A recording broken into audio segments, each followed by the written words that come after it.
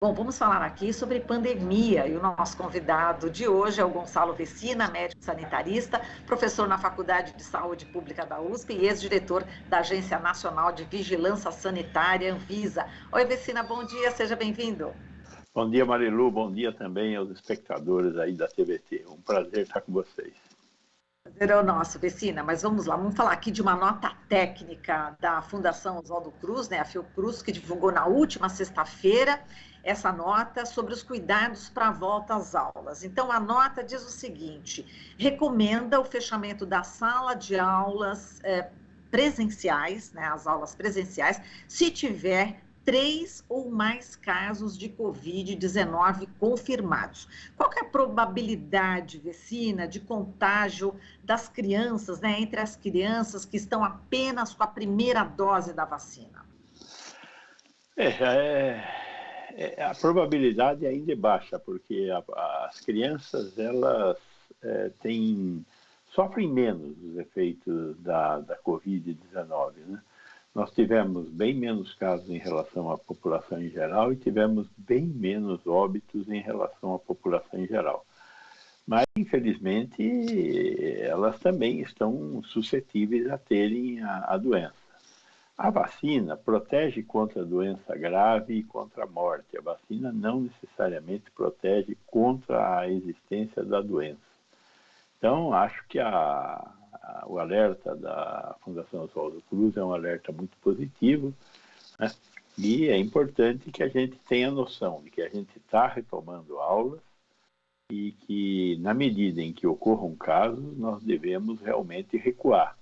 Agora, nós não podemos recuar tudo, vai recuar aquela sala, que nós já fizemos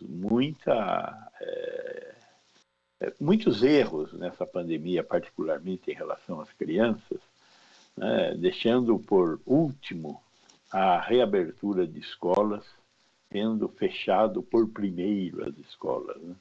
Nenhum país do mundo cometeu esse tipo de insanidade. Nós só que, muito provavelmente, devido a esse desgoverno que vivemos, é que tomamos uma decisão tão equivocada quanto essa e as nossas crianças sofreram extremamente, particularmente as que dependem da escola pública, né?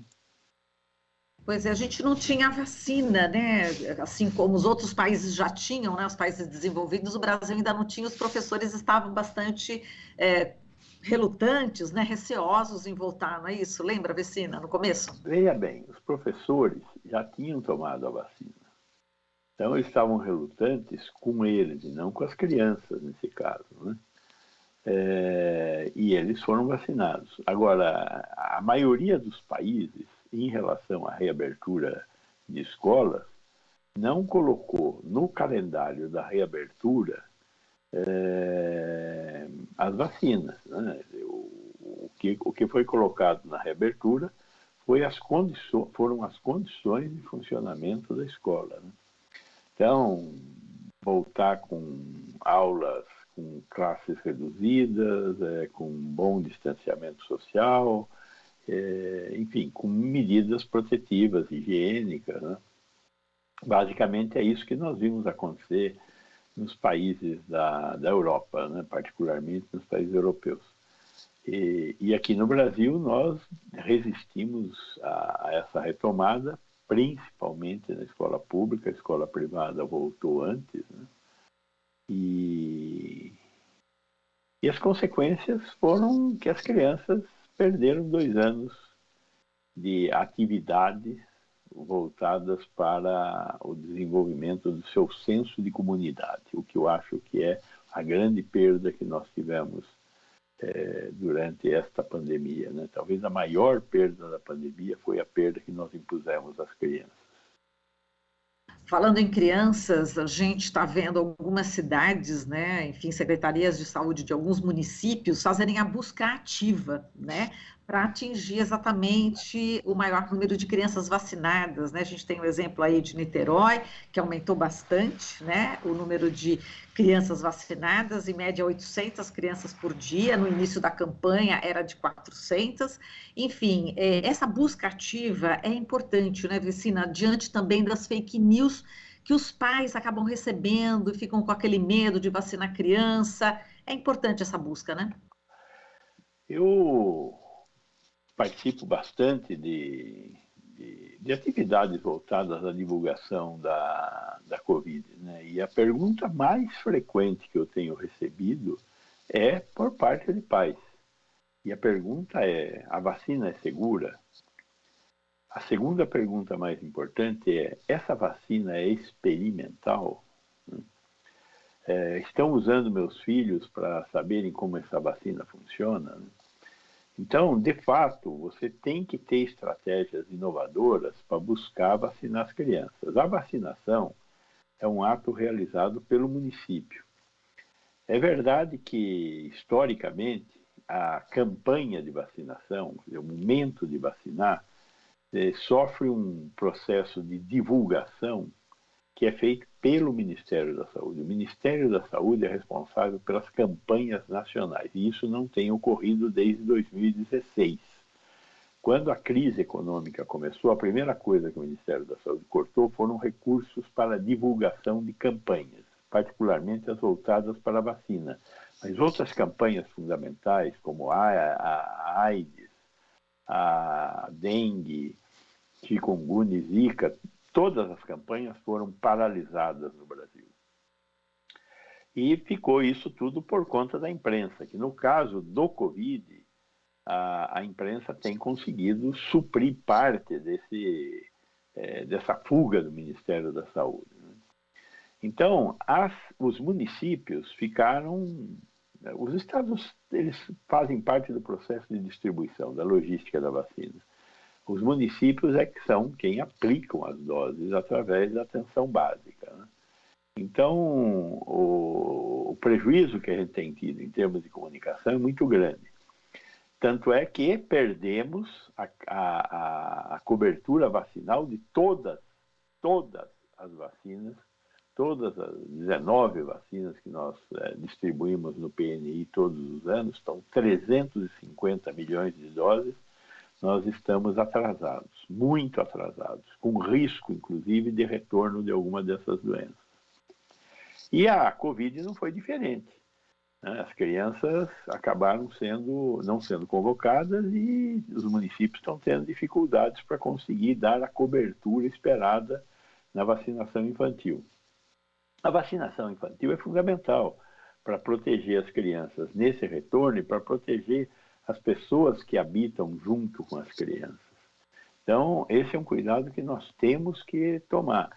Então, essa estratégia de municípios como Niterói, de fazer busca ativa, de ir na casa das pessoas, de usar a estrutura da estratégia da saúde da família para fazer essa convocação, é fundamental. Não vejo que outra coisa a fazer. Eu acho que os municípios têm mesmo que se movimentar para conseguir trazer as crianças para o processo de vacinação e para a proteção delas e de quem mora com elas.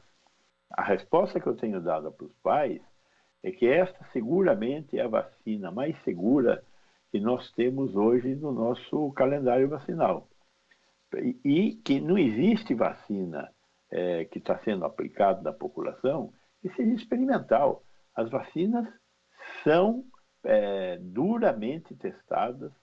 Todos nós assistimos como é que foi testar a vacina. Então, todo o período, os estudos pré-clínicos, depois os estudos clínicos de fase 1, fase 2 e fase 3, com milhares de pessoas sendo testadas, e depois de crianças sendo testadas para garantir que, primeiro, a vacina não provoca a doença, exceção feita a alguns efeitos colaterais muito raros, e no caso do efeito colateral que ficou mais famoso, que é a miocardite, a inflamação do coração, a chance que uma criança tem de ter miocardite tendo Covid é pelo menos 10 vezes maior do que a chance dela ter miocardite com a vacina. E os casos que nós conhecemos de miocardite, todos regrediram quando adequadamente tratados. É que, de fato, nós estamos vivendo uma guerra de relatos, né? Uma guerra de relatos. Veja o caso dessa criança lá, dessa menina de Lençóis Paulista, que foi visitada pela ministra Damares e pelo ministro da Saúde, porque ela teve descompasso no coração 10 ou 12 dias depois de tomar a vacina. E o que ela tem é uma doença congênita, uma doença que ela nasceu com essa doença, chamada de síndrome de Wolff-Parkinson-White, que é uma doença que, por problemas de constituição da rede elétrica de transmissão de sinais no coração, ela teve uma parada cardíaca. Então, é uma doença grave, não é tão incomum assim, embora não seja muito frequente, e que precisa ser tratada, né?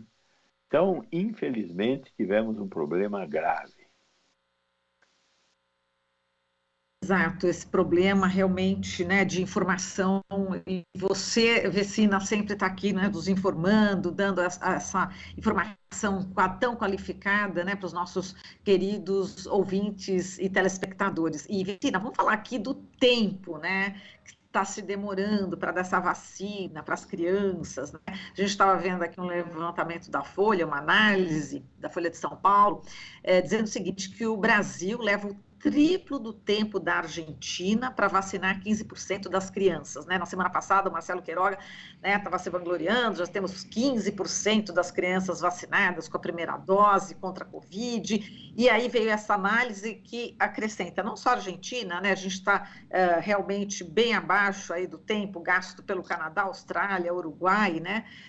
Enfim, esses dados mostram exatamente como a gente está demorando, ou seja, como o governo federal está demorando nessa vacinação, desde o início, né, Vecino?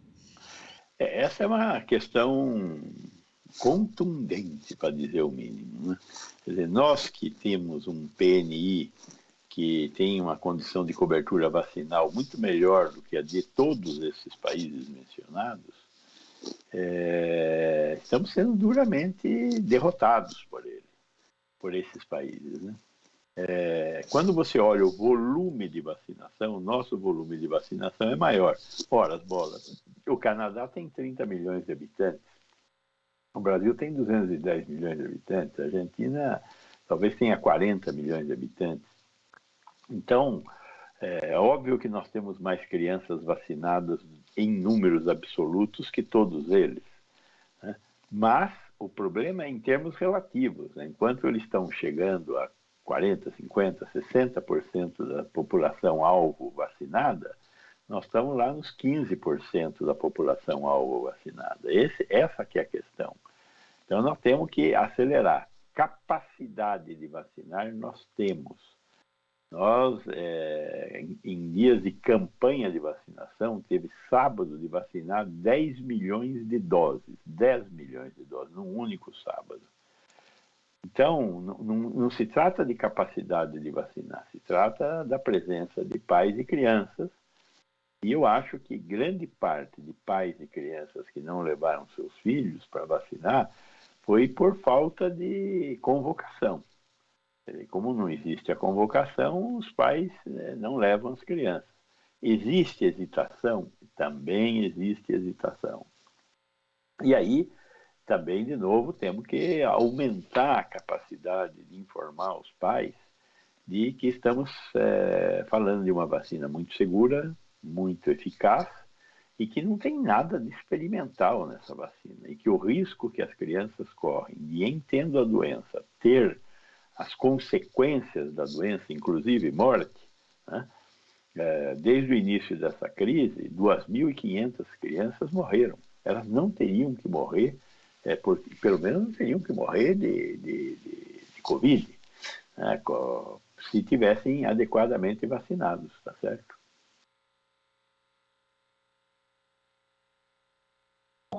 Vecina, agora vamos falar aqui sobre um dado, né, da Fiocruz, um pesquisador, deixa eu ver até aqui o nome dele, o Rafael Guimarães, ele é pesquisador do Observatório Covid-19, ele diz que é o seguinte, que o Brasil tem condições de controlar a pandemia no primeiro semestre. né? Então, ele dá alguns dados aqui referente a essa expectativa, né? Ele diz que nos próximos 40 dias o Brasil vai atravessar o que os pesquisadores chamam de janela de oportunidade, né?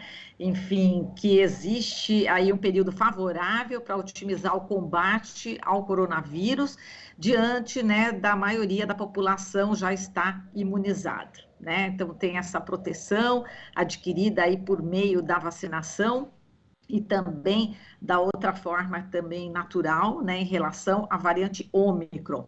Você acha que é possível, enfim, ele também salienta uma outra questão, que é exatamente a questão das diferenças regionais em relação à campanha de imunização. Então, por exemplo, a gente tem, né, no Amapá, tem uma cobertura vacinal, né, com dose de reforço 6 vezes menor do que São Paulo.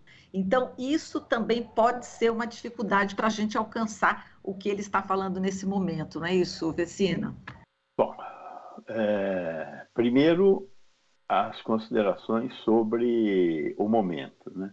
De fato, o que nós tivemos foi uma explosão da Ômicron. Essa explosão, uma subida muito grande do número de casos, né? O que acontece quando sobe muito rapidamente o número de casos? A doença consome suscetíveis. A doença só acomete pessoas que podem ser acometidas. A pergunta é: que pessoas são essas? A vacina, a cobertura vacinal, é um dos elementos fundamentais. Ela não protege a gente contra ter a doença, ela protege contra ter a doença da forma grave e da morte. Mas algumas pessoas, nós não sabemos porquê, são protegidas pela vacina. Tem lá, o sistema imunológico, nós estamos aprendendo muito sobre o sistema imunológico. Mas o fato é que algumas pessoas são melhor protegidas do que outras. Então, os suscetíveis de terem a doença foram rapidamente consumidos. Por causa do número explosivo de casos. E em vários estados, São Paulo entre eles, já começa a cair o número de pessoas que têm a doença. Então, a isso se refere o pesquisador da Fiocruz, ao consumo de suscetíveis e a expectativa de que nas próximas semanas sobre muito pouca gente. Quanto menos gente sobrar para ter a doença, mais esse ciclo da pandemia estará próximo do fim. Então, a pandemia acaba quando acabam os suscetíveis, dada a cobertura vacinal ou dadas as pessoas que já tiveram Ômicron, que nós estamos tocando aí, né? Está tendo esse monte de gente que já teve a doença. Então, com isso, nós podemos dizer, se não aparecer uma variante nova, e a pandemia entra em estado endêmico. O que é entrar em estado endêmico? Ela continua tendo casos, muito poucos. Quais são esses casos? São os suscetíveis que o vírus que continua a circular, continua a encontrar. Ele já não encontra um monte de gente, mas ele encontra uma aqui, uma ali, outra colar, e ele vai mantendo um número muito basal, pequeno, de casos o tempo todo. Então, esse é um fato que nós esperamos que ocorra desde que não apareçam novas variantes. Então, é nisso que ele está olhando, é um fato, não é uma previsão, não é uma bola de cristal, nada disso, é um fato. O fato é o fim dos suscetíveis. A outra questão é a cobertura vacinal que nós temos. Quanto mais subdesenvolvido é o Estado, subdesenvolvido, nós somos um país, um único país. Só que o Amapá é um estado mais desgraçado pela natureza, infelizmente, né? É um estado pior provido de governo, pior provido de condições para enfrentar uma crise sanitária, né? E, portanto, tem uma cobertura vacinal pior. Quer dizer, em territórios como Amapá, nós deveríamos ter algum tipo de socorro federal. Mas, de uma forma geral, os estados do norte estão em pior estado que os estados do nordeste, e os estados do nordeste em relação ao sudeste e sul. Por quê? Porque são estados onde eu tenho uma desigualdade social muito pior e onde eu tenho capacidade de investimento do Estado muito mais baixa do que em outros estados. Então, eu, nesses estados, Amapá, Rondônia, Amazonas, Pará, Tocantins, eu tenho uma situação sanitária pior. É semelhante ao grau de desenvolvimento social que esses estados têm em relação ao restante do Brasil. Então, são estados que poderiam se beneficiar pelo fato de fazer parte de uma federação, se a federação funcionasse, graças ao fato de nós não termos governo federal. Então, de fato, a previsão do nosso pesquisador da Fiocruz é correta, né, nos dois aspectos. Seja na previsão de que nós estamos próximos de chegar a uma janela de oportunidade, seja na necessidade de ajudar os estados mais pobres da federação. Perfeito. E, Vecina, agora a gente falando em âmbito mundial, acontece exatamente o mesmo, né? Isso, a Organização Mundial da Saúde, né, lançou na semana passada uma campanha, né, para arrecadar 23 bilhões de dólares para tentar colocar fim na emergência global pela pandemia, né, nesse ano. E os recursos serão investidos no projeto acelerador de vacinas, né, o ACT Accelerator, que inclusive entre as iniciativas tem a COVAX Facility, né? Então, agora, existe essa possibilidade de sensibilizar os países de primeiro mundo sobre essa emergência, Vecina, que está difícil dos países ricos entenderem, né, que é preciso ajudar esses países mais pobres? Às vezes a gente pensa que a insanidade humana não tem limite, né?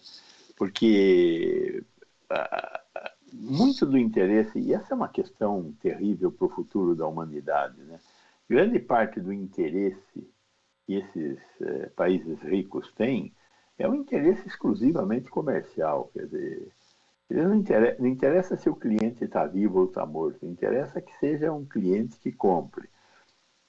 Certamente, nossa Terra não irá resistir a esse tipo de comportamento durante muito tempo. Quer dizer, ou a gente entende que para que a gente viva no mundo, a gente precisa cuidar do mundo, nós não vamos conseguir andar para frente. Então, por exemplo, essa questão da vacina. Se nós queremos reestabelecer fluxos comerciais entre os países, nós temos que reestabelecer a questão sanitária desses países. Então, os países, em particular os países ricos que têm mais recursos, deveriam estar acordados para o fato de que ou a gente vacina esses países ou o vírus continua a circular e pode acontecer de ocorrer uma variante que zere o jogo. Zerar o jogo significa uma variante nova, onde todo mundo é suscetível e ela volta a fazer o que a Covid-19 fez desde março de 2020. Então, é fundamental espalhar a vacina.